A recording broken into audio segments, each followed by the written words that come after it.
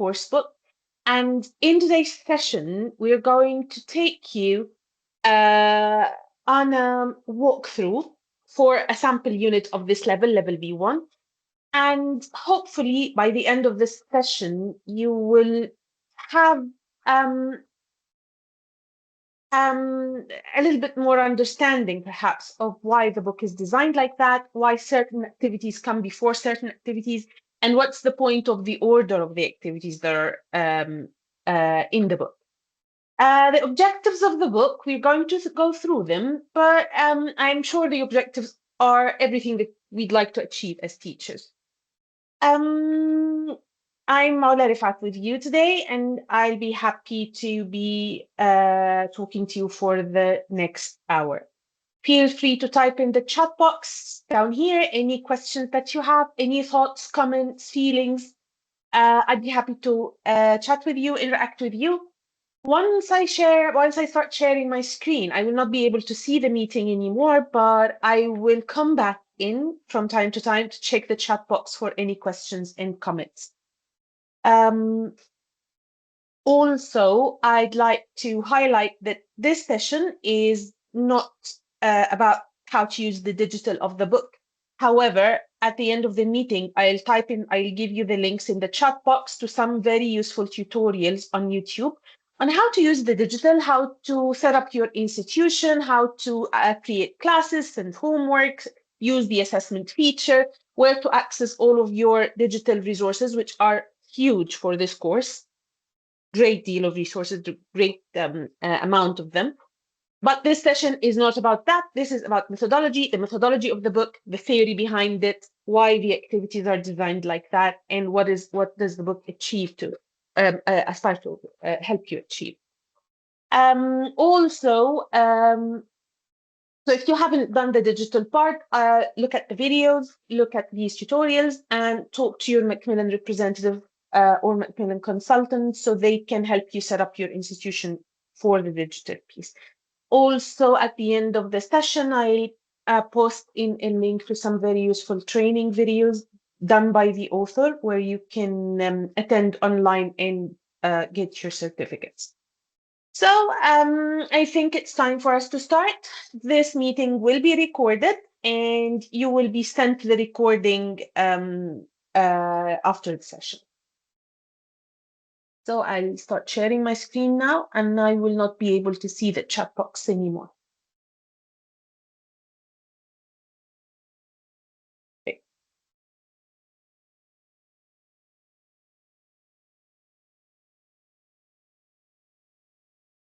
Right. Oops, something went wrong. Apologies for that.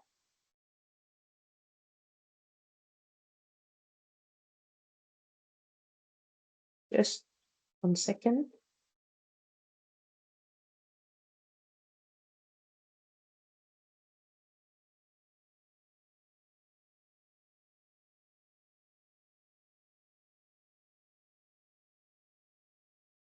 Okay, you should be able to see my screen now, hopefully. Child digital challenges. Apologies for this little glitch. I hope it's the last one. And let's get started.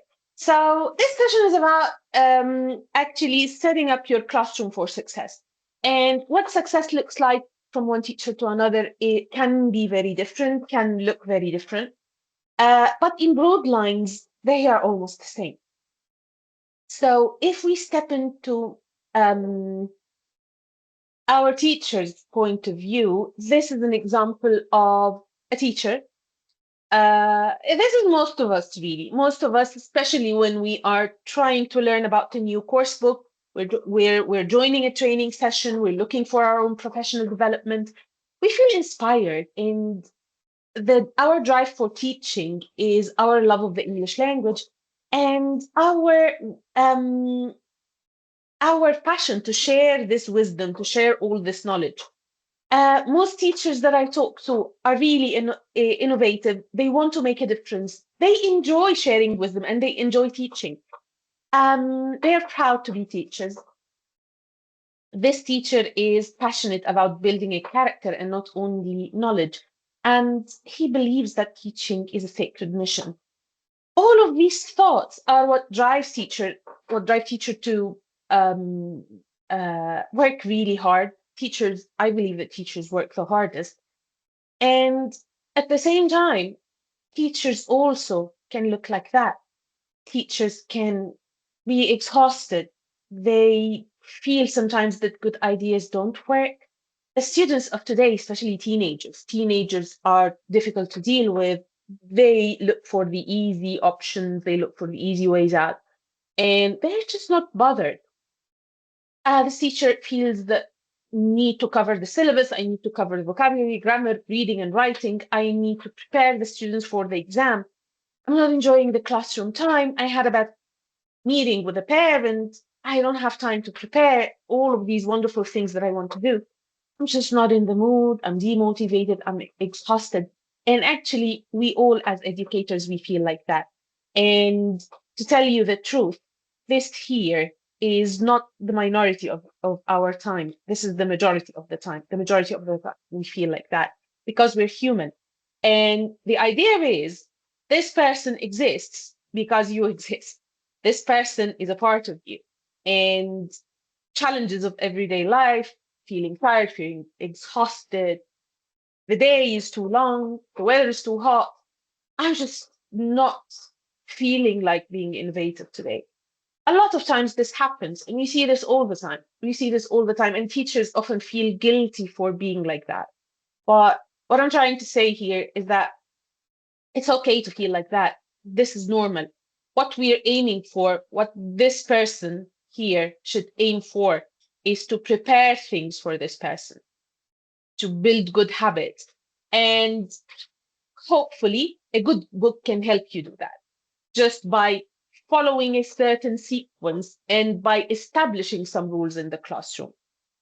So, why we're saying that, oh, we always say that Dave Spencer, the author of Gateway to the World, is actually still teaching. It's because he is most of the time this person, and he knows where this person is coming from. He can come up with ideas and tweak these ideas, and really his writing reflects what works and what doesn't work with students. His methodology is tried and tested and is still being tested all the time with this particular generation. So it's a really good thing that we've got Dave on our side, feeding us with his experience. And actually, feel free to join the Teach with Dave website because it has so many good training sessions that you can attend, recorded training sessions that you can watch and take quizzes. Also, if you follow him on social media, if you follow the Gateway page, on social media, he gives lots of tips and shares lots of thoughts and ideas. It's where you can connect with him directly and really feel that you're not alone. You're not alone. A part of the reasons why also we keep referring to Dave is that the way he designed the activities, the way he puts some activities in front of the others, and the way he's written the text really reflect that he knows what teenagers are motivated by, and not only what they are motivated by. There are things that we think we would like our teenagers of today to start thinking about. So it's not only about giving them content that they like, it's about content that is relevant to them, can be engaging for them, but also things that we'd like them to reflect on and think about. As we said, if you're not yet familiar with the digital components of Gateway to the World, please look at the videos that I will send at the end of the session and contact your Macmillan consultant as soon as you can in order to get you set up, because there's a whole world of digital components that you can use and you should start using. It's going to make a lot of difference to you. Right. So what are we aiming to achieve? What are the objectives of the book and what are we working towards? You need to know what you're heading towards before trying to think of the activities that you're doing every day. What you do every day should be building up to a higher goal. And in order for us to think like that, to think about that, we try to step into the student's shoes for a moment and to think about what makes a perfect secondary school teacher. This is according to the Times Educational Supplement, and this was research done by George Ebert. And these are the key aspects that came, according to students, what a good teacher should be like. Of course, he should be funny, he should be fun, inspiring, knowledgeable, but at the same time fair, a good listener, understanding, patient, passionate, supportive. All of these things are we are familiar with them. We know that a good teacher must be and can be all those things. We are all those things. But is the classroom the teacher only? No, the classroom is teacher and students. And there is no reason why we shouldn't throw these things back at them and expect the same from them. A classroom culture should be fun, should have humor and sense of humor, should be serious sometimes, should have inspiration, fairness, good listening, understanding, patience, support, passion, not only from the teacher. These are things that should be a culture from everyone in the classroom, every student, every teacher, and every member of the classroom. Students should not only listen well to the teacher, they should listen well to each other. They should understand each other and they should understand themselves. They should have self awareness. The little exercise that we did in the beginning was about our self awareness as teachers. Acknowledge that sometimes, a lot of times, you feel down, you feel demotivated.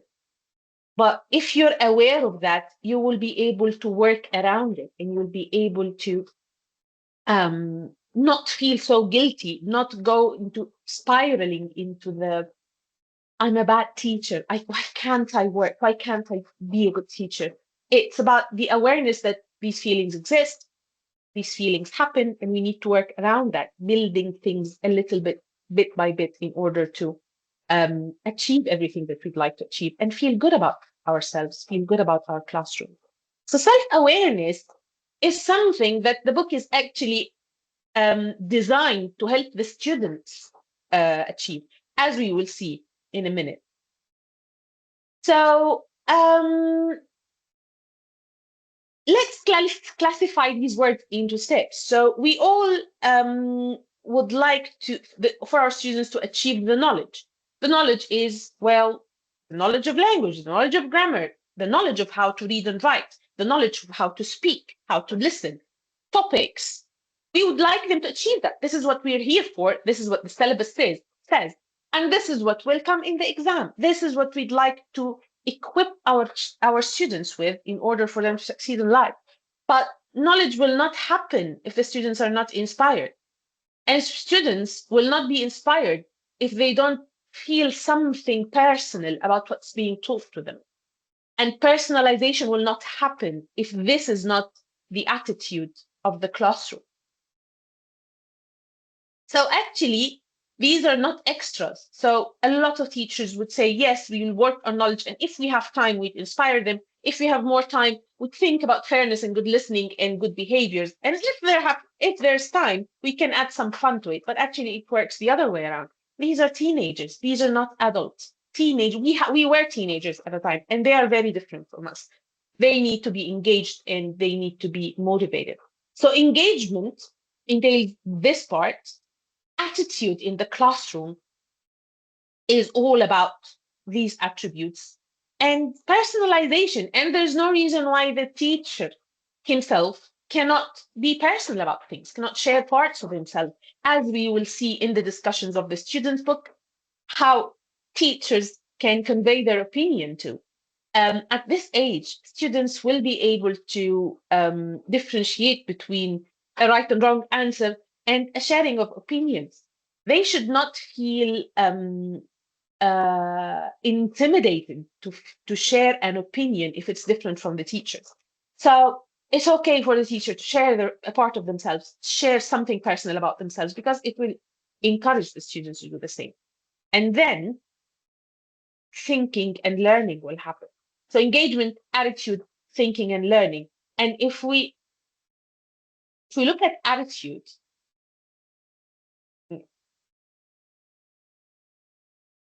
sorry, this is done the wrong way. If we look at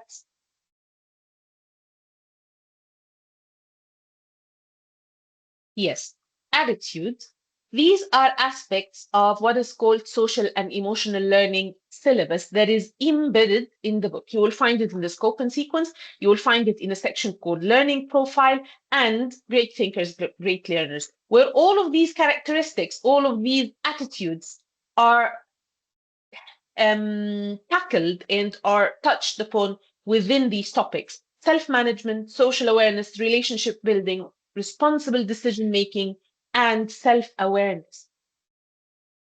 Also, not only do we want them to have social emotional learning, we want them to um, be able to create their own thoughts, create their own opinions, and have um, uh, something that is beyond the classroom, beyond what is being taught in the classroom, that would take them to another journey, a different journey of learning. So you will find in this section that is called learner profile, great learners, great thinkers. Every unit, it says to them a message behind the unit, a message that they need to reflect on and think about. For example, here at Unit 3, this is the unit that we're going to look at today. Never stop learning. And it's all about learning new things, but it gives them a different perspective. So the engagement part, in the engagement part, it happens through real world content, but it's not only real world, it's really engaging and really contemporary, up to date topics that really appeal to students and to teachers. Also, the videos, the documentary videos and the flipped classroom videos are varied in type, and some of them are animated, some of them are presented by Dave Spencer in person, some of them are presented by teenage grammar gurus. Flipped classroom videos are all about grammar presentation, and we will talk about that. You will see how we talk about that in the grammar lesson and how this will support the overall learning experience. Real world content and documentary videos are there to create this passion, to create this buzz and fun and humor, as well as topics that we'd like our teenagers to think about and feel personal about and become inspired. Also, every 2 units, you will find an Instagram style project pages to engage teenagers. When you work towards a project that looks amazing, the students are motivated, and even you as a teacher will become motivated. Last but not least is the knowledge part. So this is what we are aiming towards, the knowledge. How will that pour into confident communication of language, which means production of language in expression of well thought ideas and personalized views? By production of language, we don't want the students to just repeat grammar structures, solve grammar worksheets, and put vocabulary in sentences. And then when we present them with a writing task, a lot of them just study the writing. They never come up with their own writing or their own thoughts. What the book will work towards, as we will see in the unit, is how to train the students from the very beginning to develop their own ideas and come up with their own thinking without feeling the fear that, oh my God, how am I going to think about that when I haven't got enough language?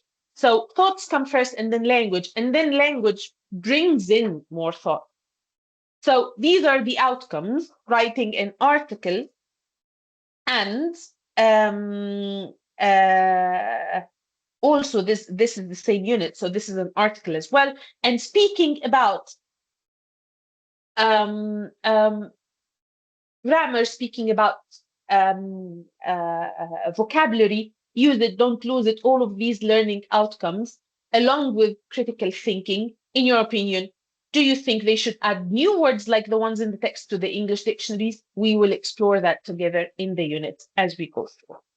Imagine you have a friend who wants to learn English. Write down 5 ideas to help them to learn English quickly. Use vocabulary from page 32. So this is an extension activity, and wouldn't it be nice for the students to be able to come up with genuine advice that really puts them, gets them thinking about an audience while producing something, not just something for the teacher to mark and give them a high grade on. This is not PA.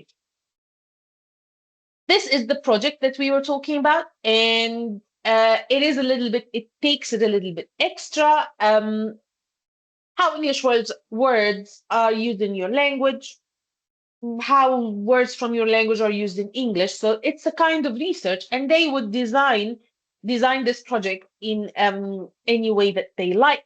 But wouldn't it be nice for them to be able to apply what they've learned in the unit in order to create something that is meaningful and interesting as well? So, um, before we go to the unit, I will pop into the meeting very quickly to see if there are any uh, oh, to see if there are any questions in the chat box. So give me a second, please. All right, then, no questions so far. So please feel free to type in any questions, thoughts, comments. So just I'm sure that you're listening, or if you have any doubts, we are happy to clear any doubts and answer any questions. Right, back to the unit. So in this unit, we're going to show you a complete unit integration between the student's book and the workbook. There are a lot more resources that you can use. This is the view from your digital kit. You have an on-the-go practice where the students can practice on their phones. You have the assessment, and you have the teacher resource center with extra worksheets, even more worksheets than what's in the workbook. But today we're going to show you a complete unit and how the workbook and student book complement each other and work together. So this unit is called plurilingual, and it's all, you've guessed it, it's about languages. It's about languages and nationalities, but mainly about languages. This topic is very intriguing to teachers because we are teachers of language. We like to share ideas about how languages work and how words are driven from nowhere and being added to a language. And if we start by the vocabulary activities here are designed so that the students work together in class or even outside the class to figure out the meaning of the words. At this age, there's no point actually in you wasting your time writing down words and trying to explain the words using flashcards. It's not like that. So the design of the vocabulary activities, like here, the students start thinking and guessing, and then they start applying this, and they can ask you if you have doubt. They can work in pairs to then match the languages to the nationalities. All of this work is pretty much straightforward. It doesn't have much word study. They can do it. Some units are easier than units. So if you find the vocabulary in a unit, something that the students can do on their own, please save that very precious classroom time and allow them from time to time to work on the vocabulary themselves. If you've gone through the book, if you've tested the digital activities, you will find that they build up nicely so that the students can actually self-learn these words. If not, you're there to support. But it's essential that we get students to reflect on words and think about words. What is the nationality of each country in two? So Brazilian. Ask and answer the questions. Which countries in two do you already know? So it assumes that the students might know some of the words, they might not. So it's all a pair discussion, and it's very useful for the students to do that. Here, in this activity, the students will actually use the words and use them to complete the text. And it's a very good guessing exercise, really, without them knowing it. And here is the reading. So the reading builds on the vocabulary, but not all of the words are going to be reflected in the reading. It just doesn't work. The reading is always an expansion from the vocabulary. And here it's about a very interesting topics about new words and expressions that appear in English out of nowhere. So it's mostly about two words coming together, like snack and accident. It becomes accident. or acronym, just acronyms like FOMO. It's the fear of missing out. The fear of missing out is a very intriguing concept for teenagers because they are all about social media and they post things. And sometimes fear of missing out is their driver to do a lot of things, even though they don't necessarily want to do them. So it's not only an analysis of the words, it's an analysis of what can happen in their real lives. In lot of discussions can come out of a text like that. Screenagers and snack accidents. Snack accidents. I think snack accidents are a product of having a lot of screen time. Um, our lifestyle today makes us sit around a lot, eat a lot, stare at TVs. So it's very, very easy to have a snack accident. It's where you aim for one biscuit, but then you find yourself finishing the whole lot. So the text goes on like that. It explains these words in a very intriguing manner. And the aim for the students is to, of course, do the general comprehension thing and do some word study, explain why the words appear in text. But then at the end, you have a critical thinkers activity. In your opinion, do you think they should add new words like this one to the text? And it's very interesting that whenever we present this topic to real teachers in real session, face-to-face session, and we ask them about this, we have very different opinions, even amongst teachers and educators. Some teachers who are really feel strongly about languages and the origin of language, they feel that these words are nonsense. They shouldn't be added to dictionaries. Maybe they should be added to slang sections, but they shouldn't be added to dictionaries. But what about teenagers today? Teenagers today use these words all the time. And in a very short time, they are going to become adults who are using this language, just like we did when we were teenagers. We've invented words, even in Arabic, we've been using them in they have become a part of the vocabulary. So maybe in Arabic it differs, and you can have this discussion with the students. But such discussions are really important for the students from day one to use the reading as a thought-provoking tool and start thinking and forming their opinions. Why? Because it will reflect later on their speaking and reading, as we will see in a moment. Um,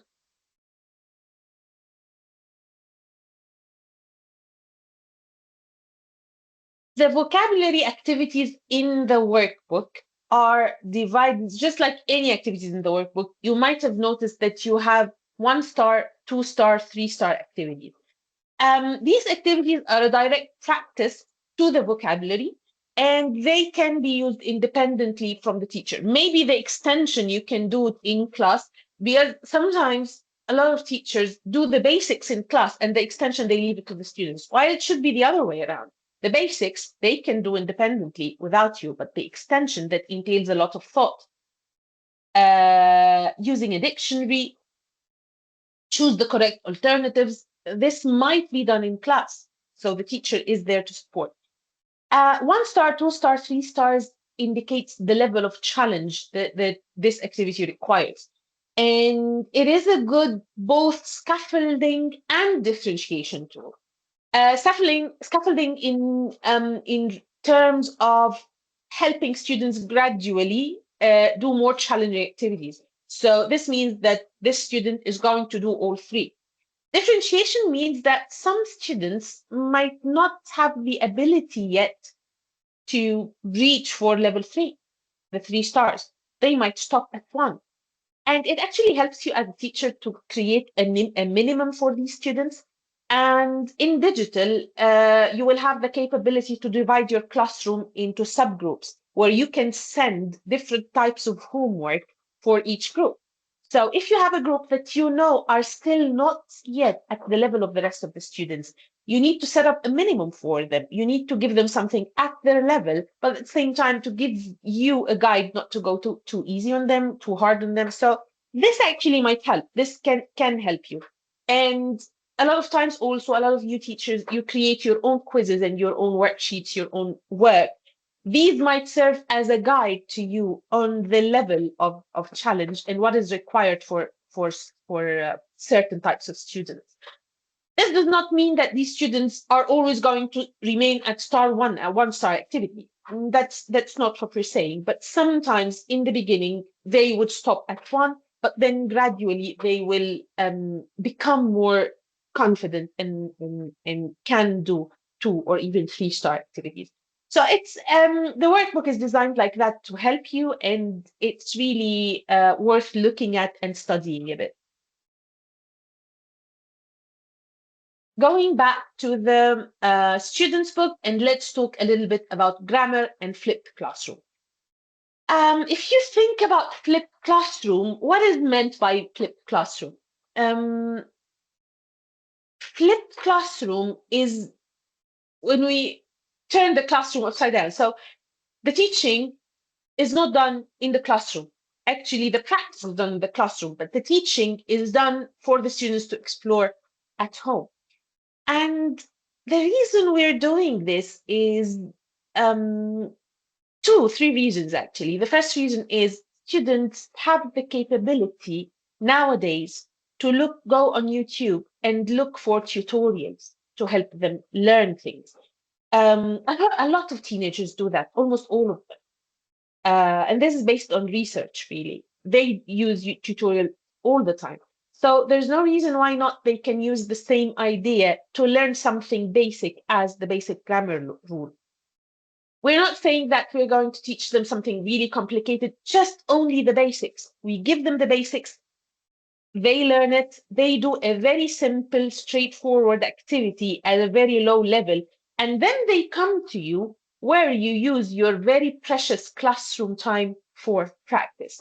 And this is the second reason. The second reason is that we believe that grammar should be practiced in a meaningful way. And the only way you can do that is to use the classroom time to practice and come up with conversations and activities that help them use the grammar, as we will see what the activity in the book look like. So is it really wise to use your classroom time in lower order activities such as learning a new thing, remembering a rule? The students can do that at home. They can repeat the video as many times as they want. And the video is presented in such a way that is varied, and it is really age appropriate where they can learn from it. You will say that, oh, but the students are not going to watch it. The students aren't confident in English yet to be able to watch this on their own, or they might just refuse. They're not bothered. They're teenagers. If it's about refusal, you can treat it just like you treat any other type of homework. If you give them homework, they wouldn't refuse. So this would be homework. Your task is to watch the video and do the first activity. And if you set up the virtual classroom correctly, you'll be able to see how many of them did the activity, went in and did the activity. But if it's a matter of accessibility, it's a matter of level of language, they are not confident yet to learn from an English video, here you can use these videos in class in order to, I guess, use it as a substitute for you, but in class. They can watch it in groups, they can watch it individually, they can watch it as a whole class, and you can use it as a teaching tool to help you pave the way into applying the flipped classroom in the future. So this is the idea of the flipped classroom, and it's about teaching the rule, presenting the rule, and giving them a very controlled type of activity. So how is the grammar lesson designed in Gateway to the World? Let's see. So in the beginning, we give them the grammar rule. The grammar rule here is some, any, much, lot. So these are the, yes, you've guessed it, exactly. Countable and uncountable nouns, and those uh,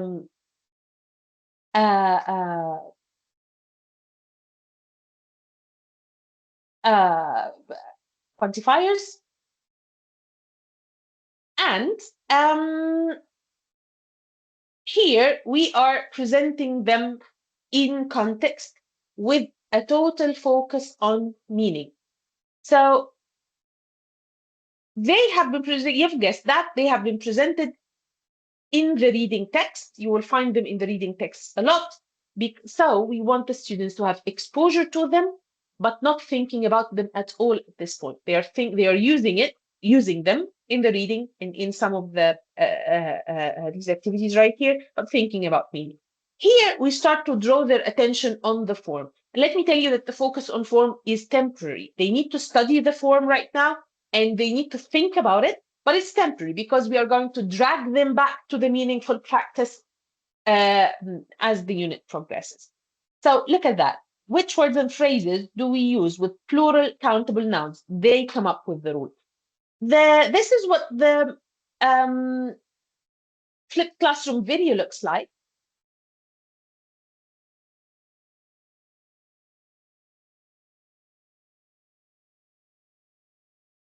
So this is an example of the animated video, what it looks like. Not all of them are like that. They are varied, as we said. But after they watch the animated or the video, they do a very, very controlled practice that is focused on form. So complete the sentences with some, any, or a and an. Very, very straightforward. So here they notice and think about the rule. Here they are presented with the rule. So think, learn the rule, apply the rule. Very, very controlled, very focused on form. Here, starting here, this is the cultural exchange section, and it's also the grammar section. They are introduced to a text where they get to practice the form.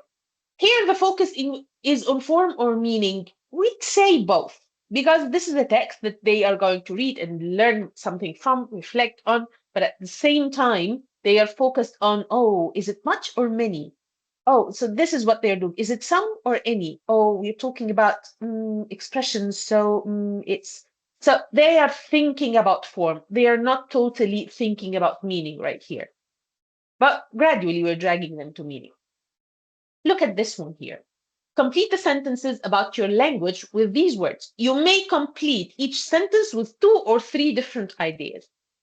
Here, we're actually giving them the grammar. We're not asking them for the grammar. So we're supporting this part, but we're asking them to come up with the meaning.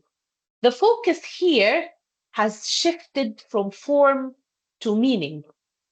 Because the form is provided, they have to bring a meaning that goes with the form a little bit and reflects the meaning of this particular structure. So there are some French and German words. So they are thinking about their own language. Where does the meaning come from? The meaning comes from them. They need to create it. They can use these supporting tools, but they here create the meaning and the grammar is supported. Let's see what is the next step. Individually, choose any country in the world, make notes about things that there are or aren't in this country. Use these ideas. It might not be the same ideas. It might be other ideas. Here, the ideas come from them, the language comes from them, the choice of the country comes from them, and the grammar comes from them. So can you see how gradually we've shifted that into a complete meaning? This kind of activity here is the basis for a successful writing activity in the future.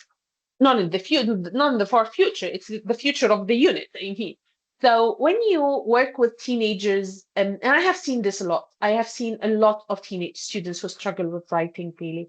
And you talk to them about things like how to organize your paragraphs, how to create a paragraph that has a main idea, how to talk, and they still struggle with sentences. They struggle with basic words, basic ideas. This is the perfect way to start with them, using these grammar activities to help them come up with single sentences, but sentences that reflect a meaning that they come up with, the research that they have done, but it's only one sentence at this point.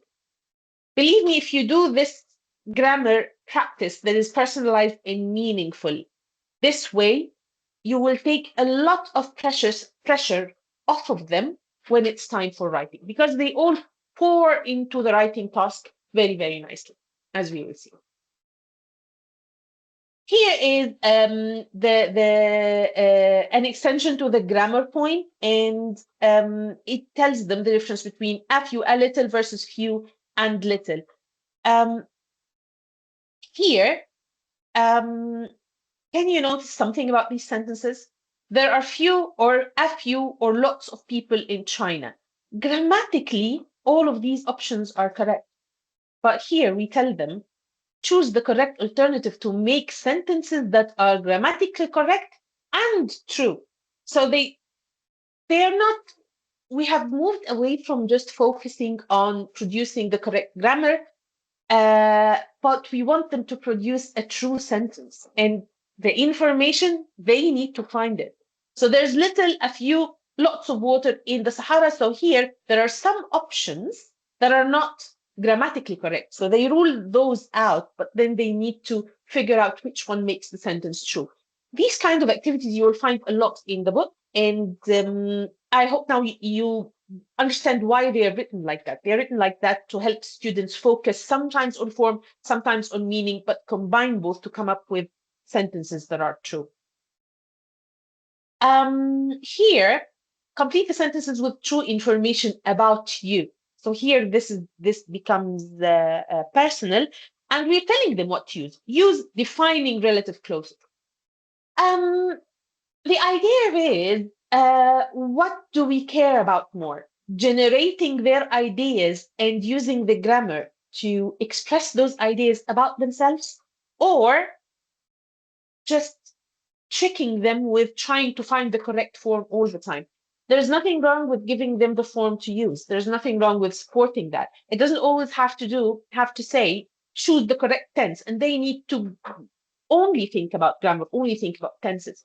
Sometimes we need to give them the tense and ask them to go wild with ideas that represent them. I'll give you an example about that. When you're teaching adverbs of frequency, this lesson usually comes with daily routines and daily habits. And we often accept sentences like, I brush my teeth every day, I make my bed every day, I usually take the bus to school, sometimes I take a taxi. There's nothing wrong about these sentences. At least they are true. So your first aim is to focus that these sentences are true, unless you're playing two truths and a lie. That's another thing, a fun uh, version of this.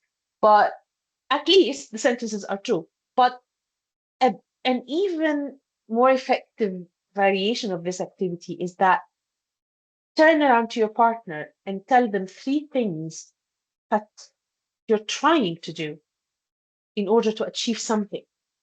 So sentences like, for example, I always watch reels first thing in the morning when I wake up. I really wish to change that. I sometimes wake up half an hour earlier to write notes about what I'm going to do in a day. I usually arrive late to school or to work. I arrive late at school, and I'm not happy about that. So this is someone that is trying to organize their time, become more efficient, become more successful. Maybe you can share something like that with your students and ask them for advice. And it can be as genuine as you can.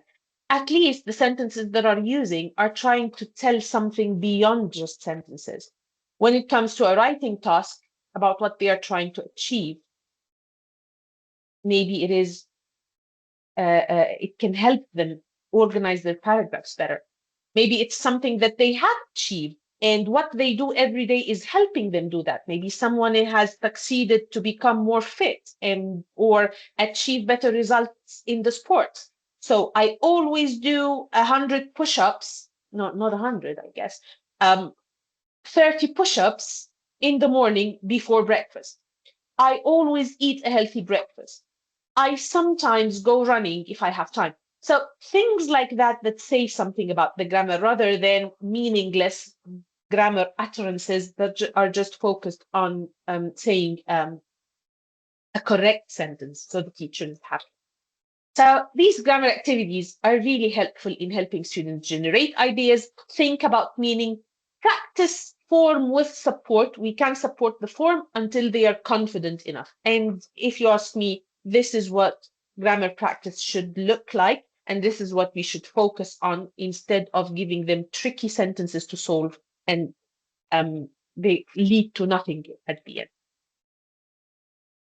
Moving on, I'll go pop in the meeting once more to see if there are any questions, comments. All right, nothing there.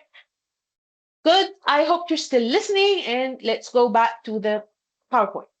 So this section is called Great Learners, Great Thinkers, and this is about nonverbal communication. It goes with the topic of learning languages and learning new languages, but it really draws the attention to how your body language can affect the way you're perceived. Or what does body language mean? What do you understand from people when they do these gestures? So it's about folding your arms, covering your mouth while talking.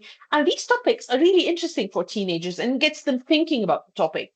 And here, if you can see this part, great learners have confident body language. It teaches them about social emotional learning and also about a life skill, and it gets them to become aware of their own selves. Do you have confident body language? It is not easy to control every aspect of your body language, but think about what you do well and what you might need improvement on. These kind of topics that really help learners relate to the topic in a more personal way. So, um, this part is about the listening and the second grammar. The second grammar follows exactly the same pattern as the first grammar, except that it does not have the flipped classroom feature. The flipped classroom feature is only presented in the first grammar point. The listening here is often gives the students, often gives the students something to reflect on before the listening, so they're engaged. So this listening is about an invented language, and the students at this age are familiar with invented languages, things like Klingon, like Tokipon. This is an invented language, so it gets them pre-listening questions, and then they listen for specific information. Sometimes the listening activities are about listening for main ideas and gist, and sometimes they are for specific information.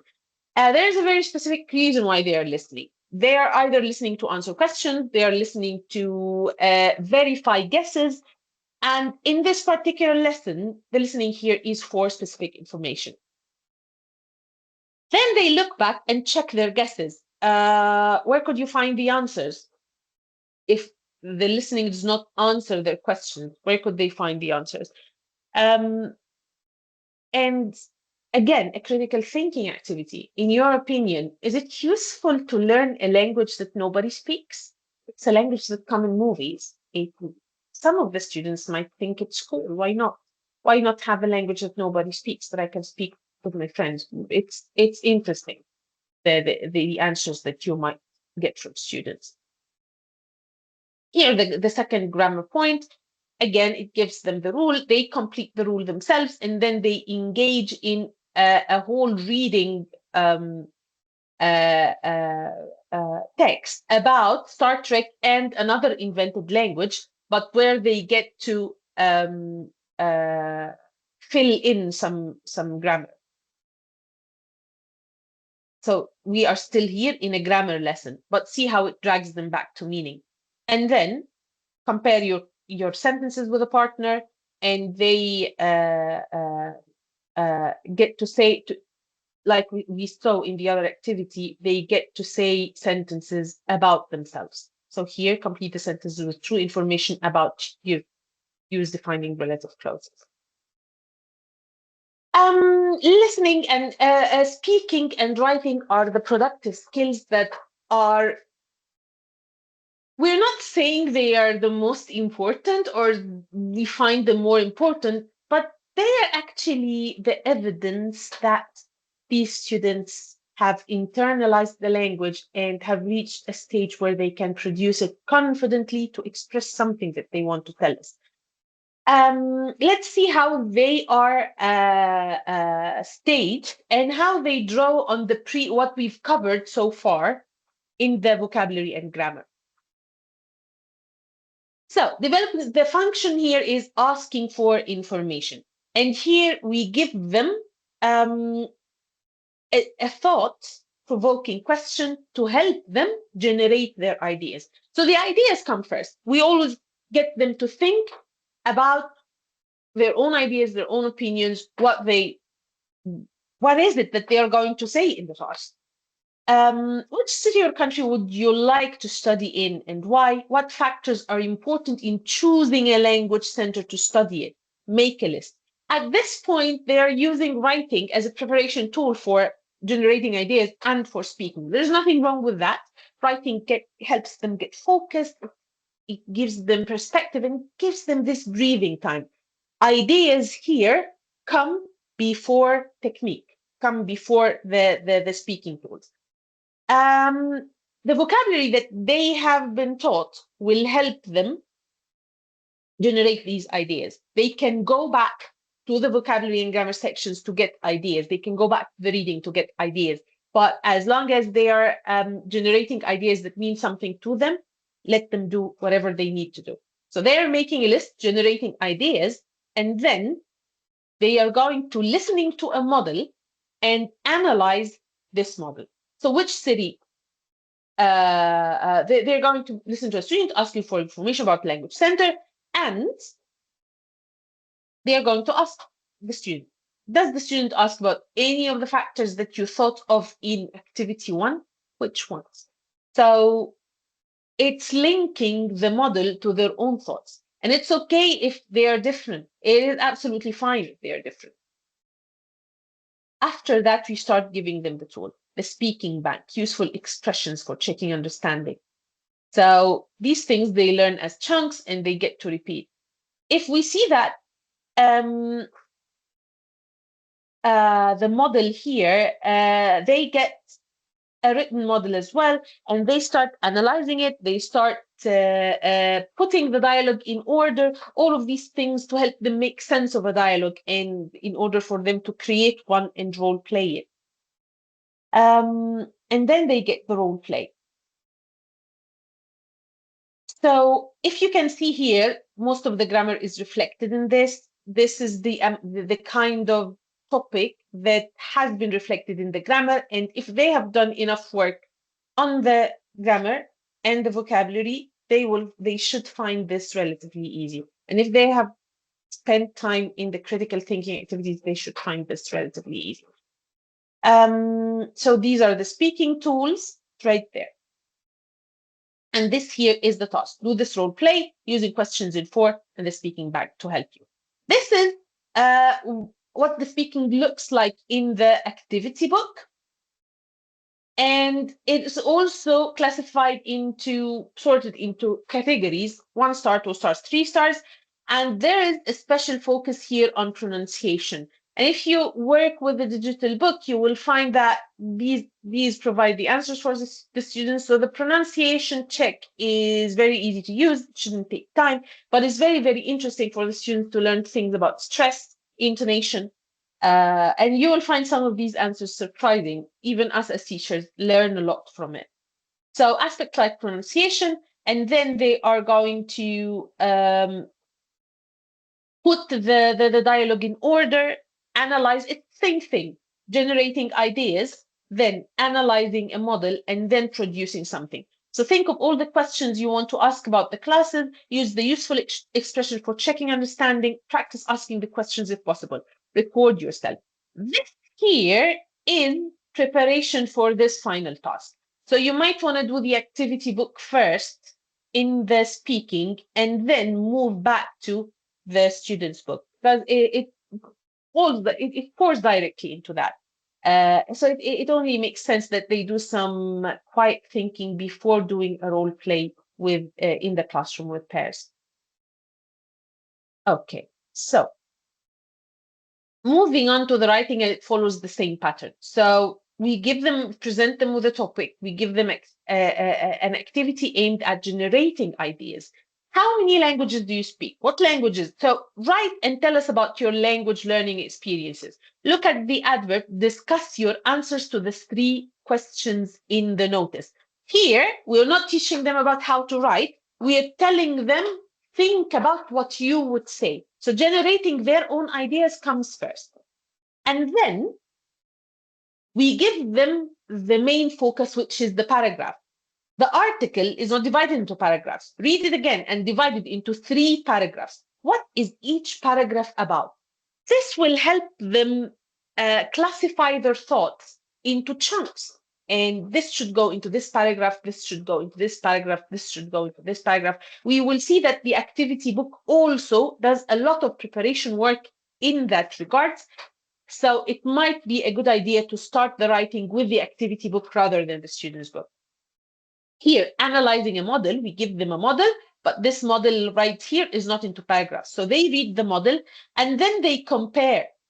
How are her answers similar to different to your answers? Their answers at the moment is still in the form of notes, thoughts, ideas, and they think about the thoughts here. And because of this is because task achievement is the most important thing in writing. The students can write a perfect essay, a perfect article with paragraphs and everything, but it does not answer the question. It does not achieve the task.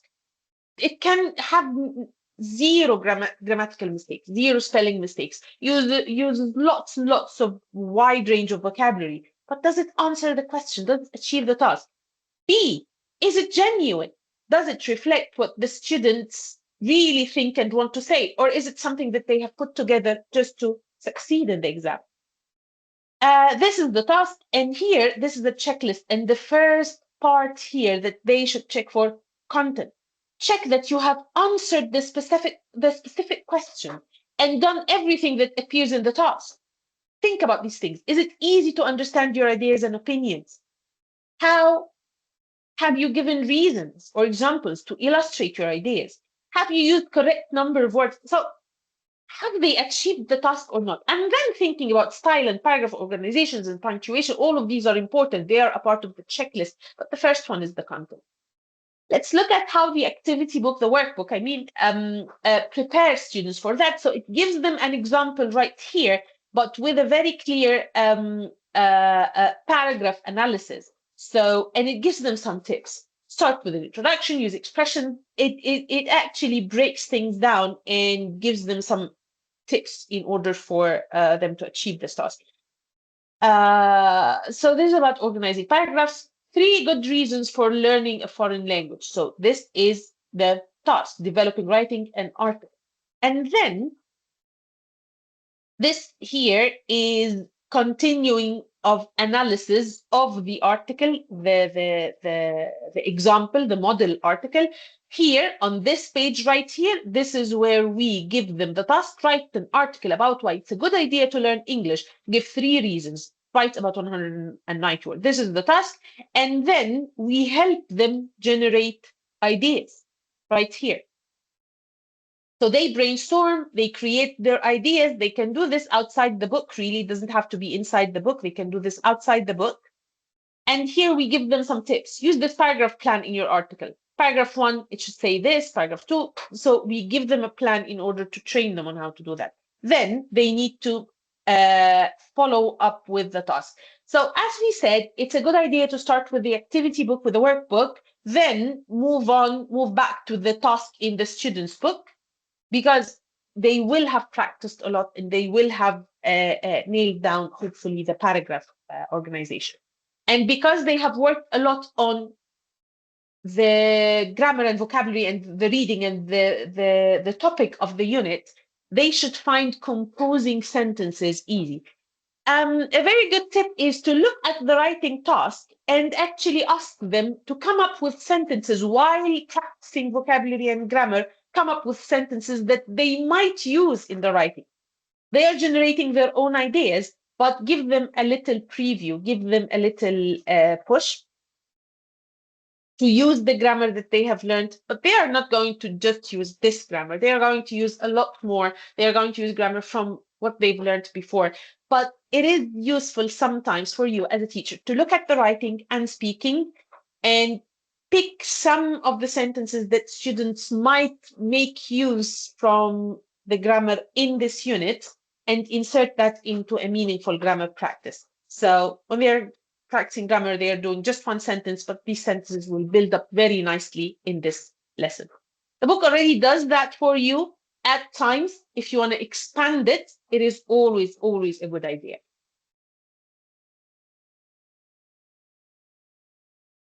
And this here, this demonstration of knowledge is what we would like to build. As we said, if they don't feel connected to the topic, they are never going to acquire enough knowledge or generate their own ideas or learn to express them. And they will not be inspired if the classroom is not fun and engaging and relevant to what they are thinking. Any topic can be relevant to teenagers. If presented in the right way. But also, these topics in the book are very, very intriguing, and they will intrigue you as a teacher as well. Um, this knowledge is, like we said, it's a demonstration, a proof of their knowledge. It's your test.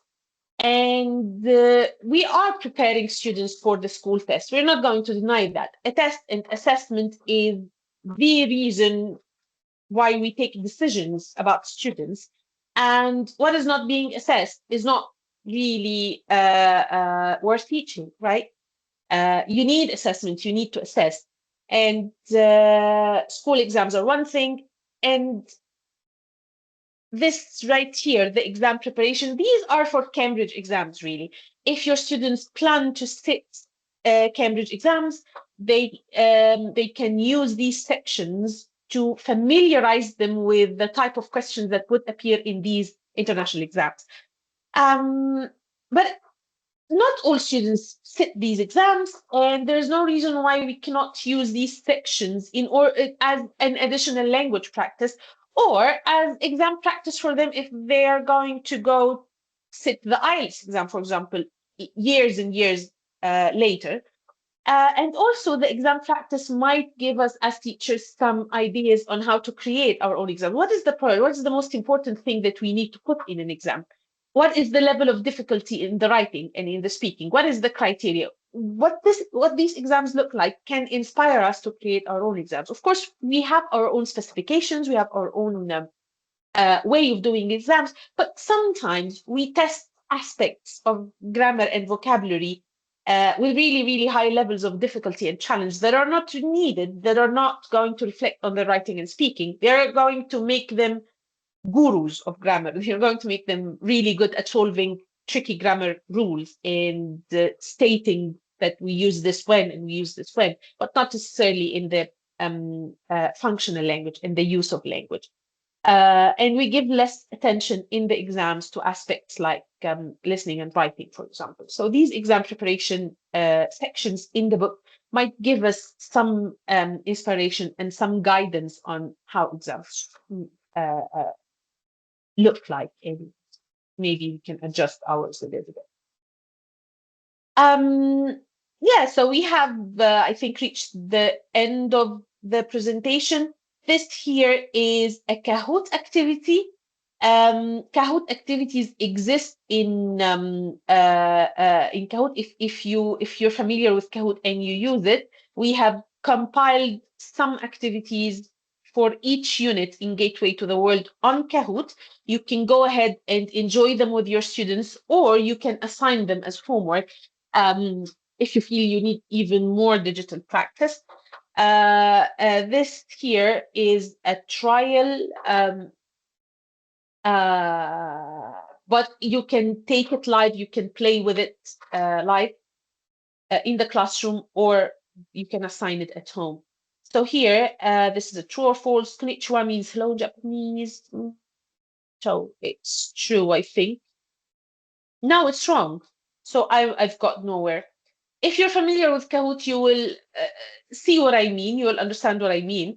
And if not, give it a try. Kahoot is a wonderful classroom tool that you can benefit from a lot and you will enjoy.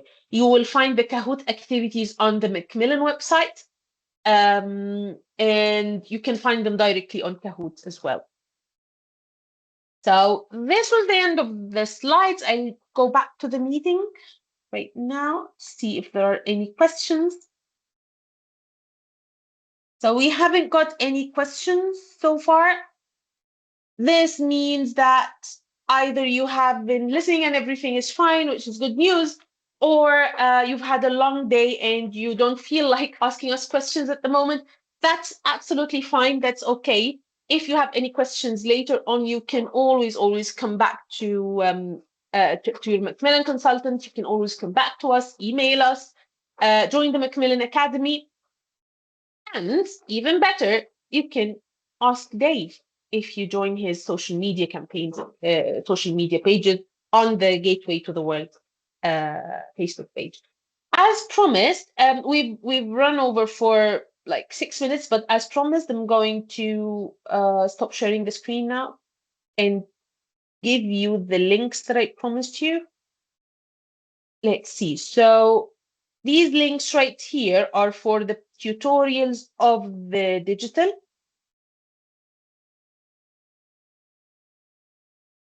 Keep them with you. They are a very good reference if you haven't done so already. And this other link that I'm just about to post is the Teach with Dave page, where you can watch all of these specified trainings and you can get certificates for those. Also, this session is going to be recorded and we're going to send you this recording. And we hope you found it useful. We really hope that this unit walkthrough made sense and you found it useful, and happy teaching, everyone. Thank you so much for joining. And if there are no more questions, I would like to see some reactions if you may. Give me some emojis, please. So I'm sure that you have been listening. I'm going to give you one right now. Thank you so much. Thank you, Noor. Thank you, Carmen. And happy teaching, everyone, and happy school year. You are wonderful people. Never ever stop feeling proud about what you do, and reach out to us if you need anything. Thank you so much and have a great afternoon. Bye.